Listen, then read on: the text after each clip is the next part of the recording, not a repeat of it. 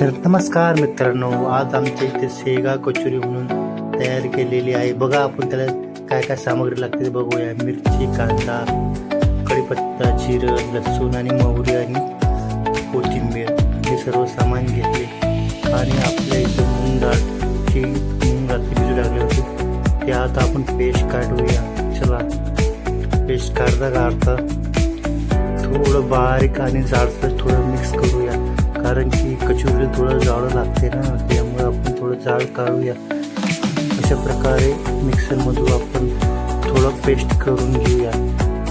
आणि फोडणीसाठी कांदा, लसूण, कढीपत्ता आणि मोहरी आणि लसूण हे सगळं टाकूया आणि त्याची आपण एक फोडणी तयार करूया. फोडणी तयार करता साईडने आम्ही डाळीचे बॅटर तयार करून घेतले. बॅटर हे थोडं थिक ठेवलेलं आहे. आता आपण कांदा मिक्स केलेला आहे, थोडं परतून घेऊया. परतता थोडं गॅस पण लो मिडियमवर ठेवायचा असतो. आता आपण थोडे मसाला टाकूया. जिरं, त्यानंतर मोहरी टाकली, कांदा लसूण मसाला, हळदी आणि मीठ. आणि जर तुम्हाला अजून चविष्ट पाहिजे असेल तर मॅगी मसाला पण टाका. मॅगी मसाल्याने खूप सुगंध वास येतो आणि कचोऱ्याच्या मसाल्याला पण खूप म्हणजे चांगल्या प्रकारे होते. आणि आपण आता ते डाळ जे आपण बॅटर केले आहे, डाळीचे बॅटर आपण आता मिक्स करूया. बघा कसं चांगल्या प्रकारे मिक्स केलेले आहे. आता बघा त्यामध्ये थोडं बेसन टाकूया, म्हणजे ते कसं थोडं सुट्ट होऊन जाणार. हा बेसन आम्ही छोटं म्हणजे 2 चम्मच बारीक 2 चम्मच टाकलेले आहेत. त्यामध्ये थोडा कोथिंबीर पण टाकलेला आहे. आता आपण त्याला चांगल्या प्रकारे मिक्स करून घेऊया. बेसन जेवढ्या प्रकारे भाजता येईल तेवढं भाजून घ्यावे. अशा प्रकारे हा मसाला आता तयार झालेला आहे. मसाला तयार झाला आहे आणि आता आपण मैद्याचं पीठ भिजवूया. त्यामध्ये थोडं मीठ आणि थोडा तेल आणि पोहा हे आपण टाकून घेतलेला आहे. पोहा टाकला तर त्याच्यामध्ये थोडं तेल टाकून द्यायचं. तेलाने कसं नरम कचोरी होते आणि ते जास्त दिवस पण टिकते.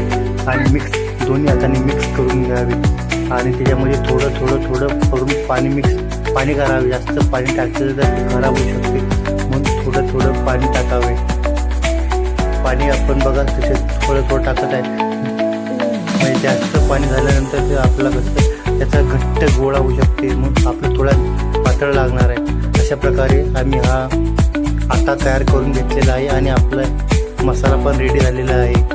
आता आपण शेगा कचोरी म्हणजे कचोरीमध्ये आपण बॅटर भरूया. अशा प्रकारे थोडे छोटे गोळे करून कचोरीमध्ये टाकावे आणि मैद्याचा छोटे गोळ्या घेऊन त्याची पुरी लाटावी. जास्त पण पुरी लाटू नये, कारण की जास्त जर लाटली तर ते फुटायची शक्यता वाटते.